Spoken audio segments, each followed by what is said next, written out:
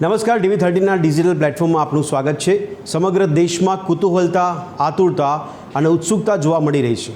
આવું કેમ કહેવામાં આવી રહ્યું છે? કારણ કે નથી આ યુદ્ધની વાત, પરંતુ સમગ્ર ભારતની અંદર ફરી એકવાર એક એવો મેસેજ, એક જાહેરાત થઈ કે વડાપ્રધાન દેશના જે છે તે રાષ્ટ્રજોગ સંબોધન કરવાના છે। અને જ્યારે રાષ્ટ્રજોગ સંબોધન કરવાની વાત સામે આવે ત્યારે દેશના દરેક નાગરિકોની નજર તેની પર કેન્દ્રિત થાય છે કે વડાપ્રધાન સંબોધનમાં શું કહેવાના છે, કયા વિષય પર સંબોધન કરવાના છે, દેશને કઈ બાબતને લઈને જાહેરાત કરવાના છે, તેની પર સૌ કોઈની નજર અને મીટ મંડાયેલી છે।